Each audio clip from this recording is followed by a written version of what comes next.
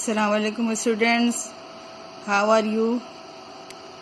I hope you will be fine. Today I will tell you about a famous writer, Mustansar Hussain Tarar.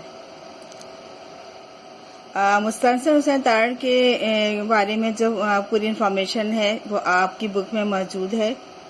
ये एक बड़ा नाम है लिटरेचर में. Many writers have been written about places they have visited. Such great names from the past include Fashian 377 से 2422 सी, Al-Biruni 973 to 1048, Ibn Battuta 1304 to 1368, Marco Polo C1254 to 1324 and many others. जिन writers के मैंने नाम लिए हैं ये बहुत जो है बहुत मशहूर नाम है और इनका ताल्लुक़ जो है माजी के राइटर्स में से रहा है और इन्होंने जो है सफ़र किए हैं और अपने सफ़रनामे जो हैं वो तहरीर किए हैं. तो ये बड़े कई नाम हैं. Their writing was read with great interest in those days because people knew very little about far off places. इनकी जो तहरीर थी वो बहुत दिलचस्पी से पढ़ी जाती थी उन दिनों, क्योंकि जो लोग थे वो बहुत नवाकिफ थे दूर दराज इलाकों से, क्योंकि उस वक्त जो थी ट्रैवलिंग करना आसान नहीं था. लोग सफ़र नहीं करते थे क्योंकि सफ़र के लिए बहुत मेहनत करनी पड़ती थी. जैसे आजकल जो है ट्रैवलिंग के लिए एयरप्लेन वगैरह हैं, दूर दराज का सफ़र हम बहुत आसानी से कर लेते हैं. कई हज़ारों मील का फासला जो है चंद घंटों में हम तय कर लेते हैं. तो अब आसानी है, लेकिन पहले क्या होता था कि पहले जो है खुद पैदल सफ़र करना पड़ता था, कई साल लग जाते थे. तो ये लोगों को कुछ पता नहीं था, इतनी तरक्की नहीं हुई थी, तो बहुत मतलब लोगों के पास इंफॉर्मेशन नहीं थी दूर दराज इलाकों के बारे में.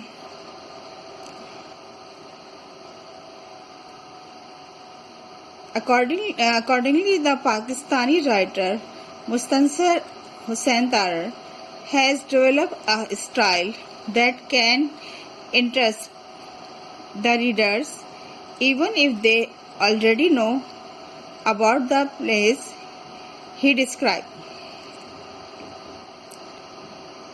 मुस्तनसर हुसैन तारड़ जो थे उन्होंने अपने अदबी अंदाज को इतना अच्छा बनाया, इतनी तरक्की दी, इतना मौसर बनाया कि उनकी तहरीरों में पढ़ने वालों को बहुत दिलचस्पी महसूस होती थी, अगरचे वो इन चीज़ों के बारे में पहले से ही जानते हों.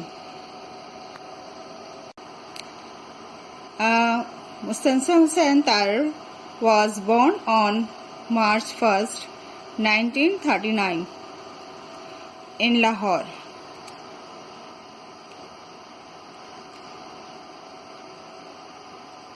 His father, Rahmat Tarar, operated a small agriculture seed store by the name of Kisan and Company that later flourished to become a major business in that field. उनके वालिद जो थे रहमत तारड़ वो एक कंपनी चला रहे थे जिसका नाम था किसान एंड कंपनी, और इसने बहुत तरक्की करी और ये इनका बिजनेस बहुत फला फूला. Tarar was educated at Rangmahal Mission High School and Muslim Model High School, both in Lahore,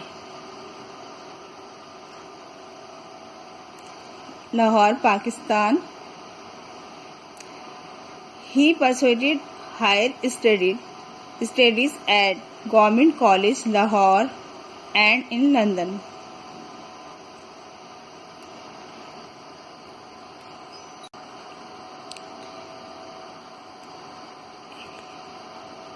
He started writing about his travel when he went abroad for higher education. At first, these were published only in literary magazines, but in 1968 he published his first book, निकले तेरी तलाश में, which was a travelogue of Europe. मुसन्सर Hussain Tarar को लिखने और पढ़ने का शौक़ उनके बचपन से ही था और उन्होंने लिखना शुरू किया अपने सफ़रनामों के बारे में जब वो अब्रॉड गए आला तालीम के लिए. सबसे पहले ये पब्लिश हुई थी अदबी मैगज़ीन में, लेकिन जब इनकी एक बुक 1968 में पब्लिश हुई थी, निकले तेरी तलाश में, जो कि यूरोप के सफ़र पे थी. While abroad, he spent much of his time watching movies, hanging out with friends, and reading books.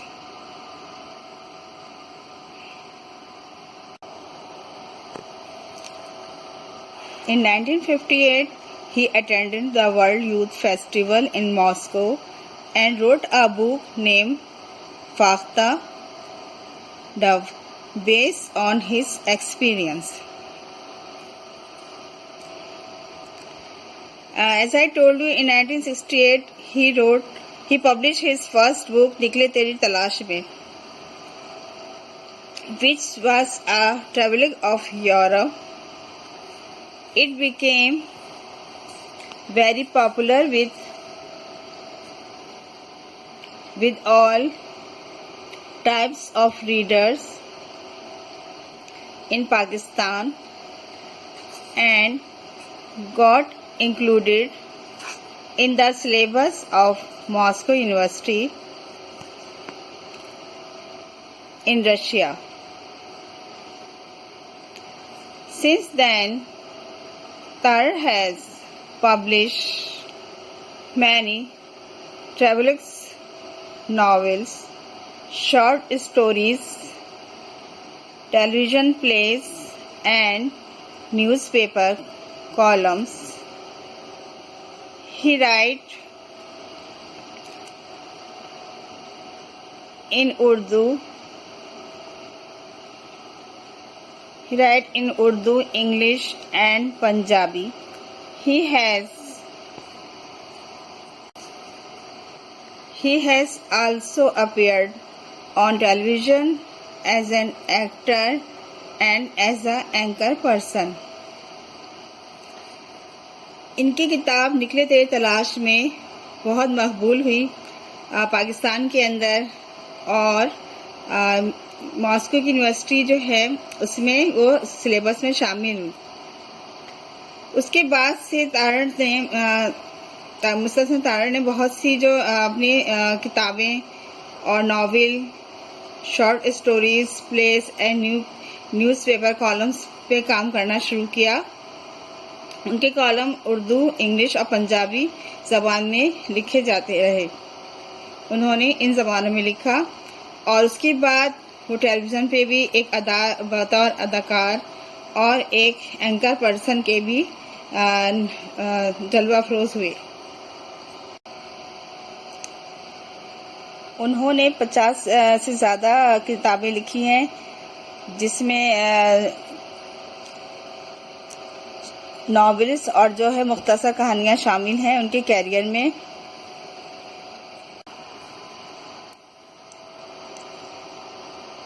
In the 1980s, he started writing about his mountaineering adventure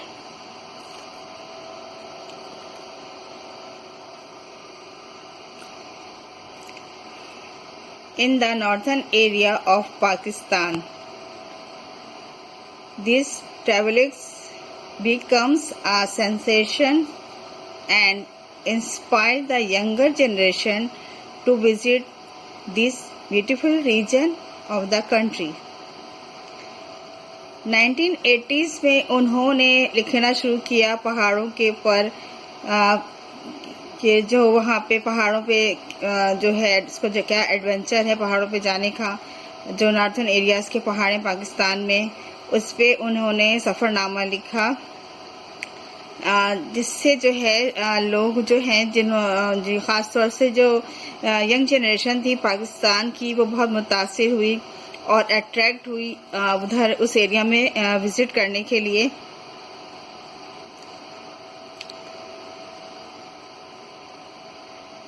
Nazir Sabir, a young man from the northern areas, took up mountain as a profession.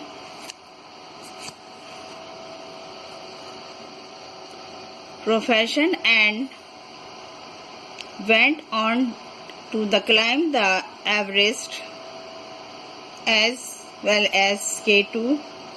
Consequently, Tarar is a popular and respected even in the remotest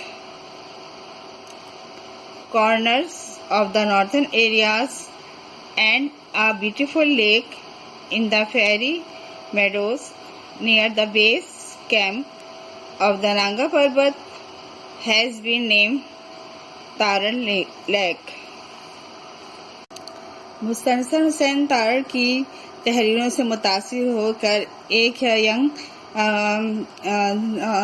जो थे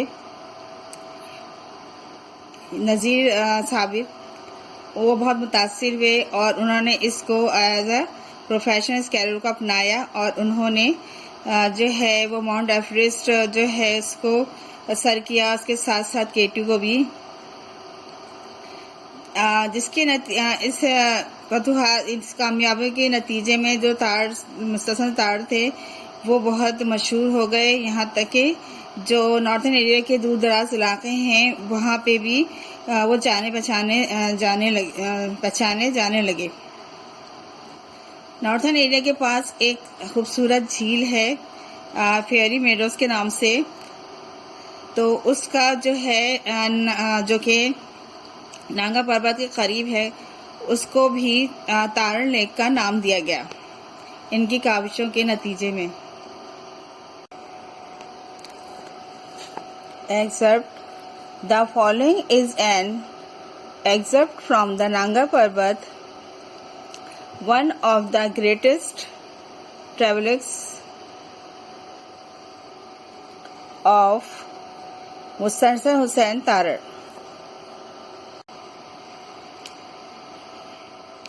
अब ये मुस्तनसर हुसैन तारड़ की किताब नांगा पर्वत से एक इक़्तिबास है जो मैं आपको बताऊंगी, सुनाऊंगी. बाहर हल्की सी रोशनी हुई तो मैंने टार्च जलाकर वक्त देखा. 4:30 बज रहे थे. मैंने खेमे के पर्दे की जिप उतारी और बाहर झांका. नांगा पर्वत एक साफ आसमान में, और नांगा पर्वत से मुराद सिर्फ एक चोटी या पहाड़ नहीं है, बल्कि नांगा पर्वत का सिलसिला को है जिसमें कई चोटियां और दुर्रे शामिल हैं. बर्फ के टिले और सफ़ेद दीवारें.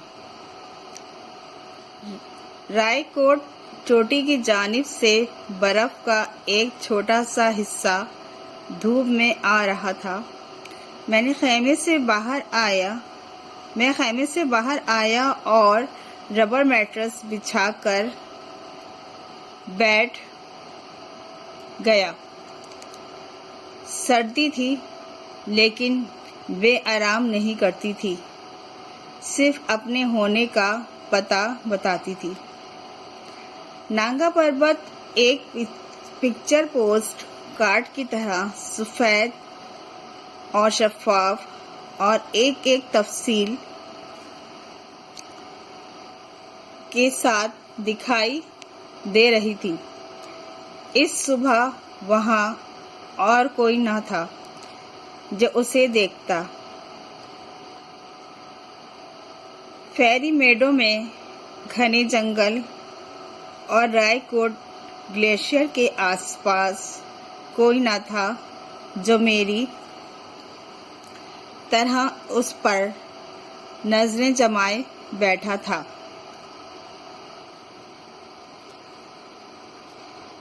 یہ علاقہ وہی تھا جسے قدیم زمانے میں دردستان کہتے ہیں۔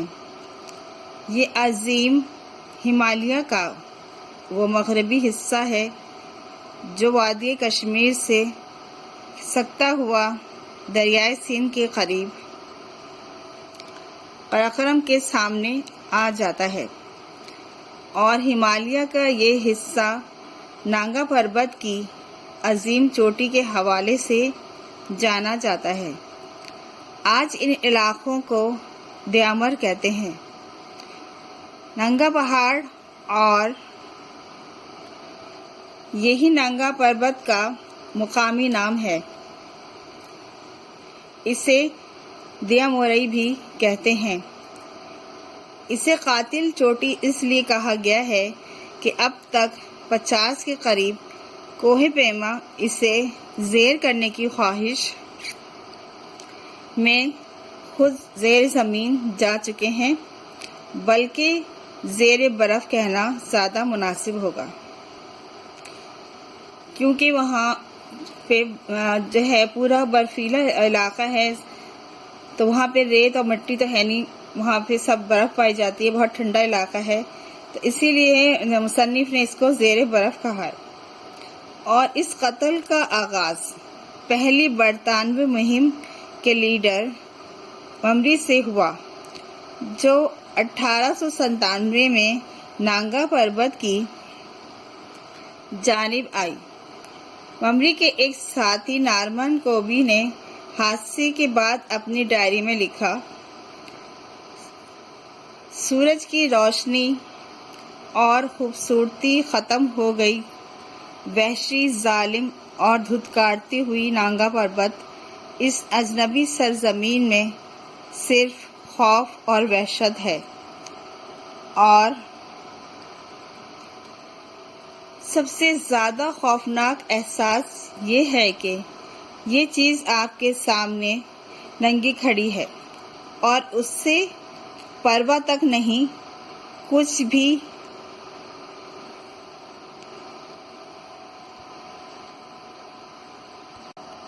اس کی پتھریلی بدتمیزی، اس کی ظالمانہ وحشت اور انسانوں کی کوششوں سے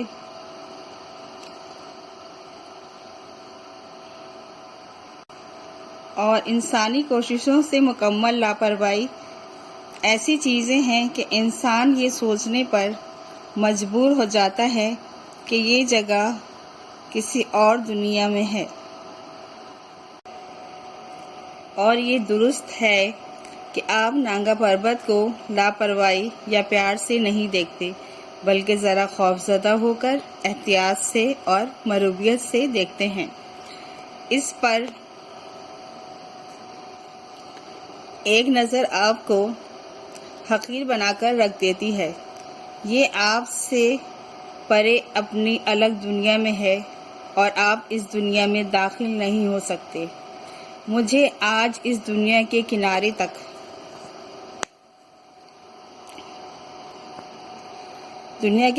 تک جانا تھا۔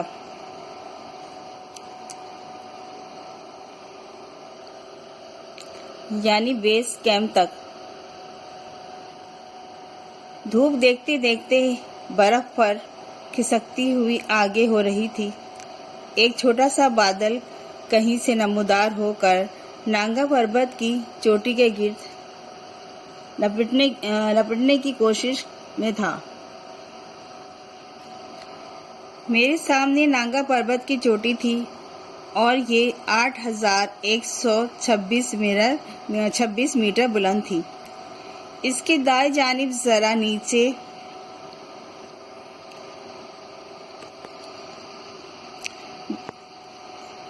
गनालू की चोटी थी, जिसकी बुलंदी 7,000 मीटर के करीब है।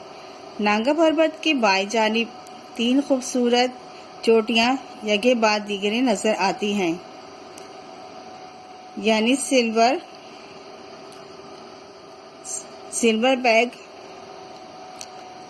शायद इसे चांदनी की चोटी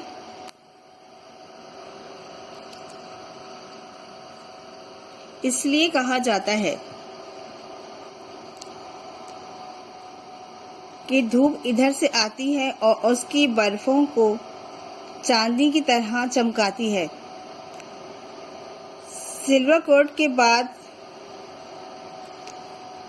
रायकोट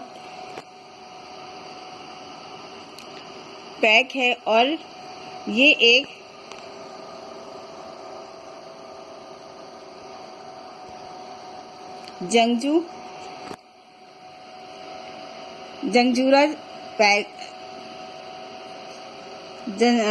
जंगूरा पैक है।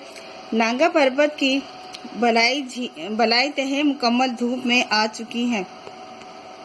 चुकी थी, लेकिन रायकोट ग्लेशियर, बजरल पास, फेरी मेडो और जंगल सब के सब अभी गहरे साए में थे।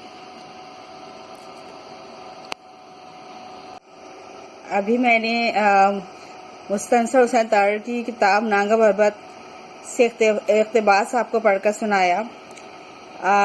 मुस्तनसर हुसैन तार एक अदबी कदावर शख्सियत हैं। उन्हें उनकी जो अदबी खिदमात के सिलसिले में उन्हें सितारा इम्तियाज़ अता किया गया।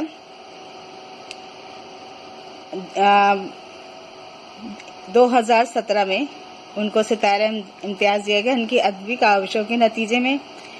और प्राइड ऑफ परफॉर्मेंस अवार्ड जो है अदब में उनको 1992 में दिया गया। और इसके अलावा उन्हें अंजुमन फरूगा उर्दू अवार्ड से भी नवाजा गया। उम्मीद है आपको पसंद आएगा सब। Thank you so much. अल्लाह हाफिज़।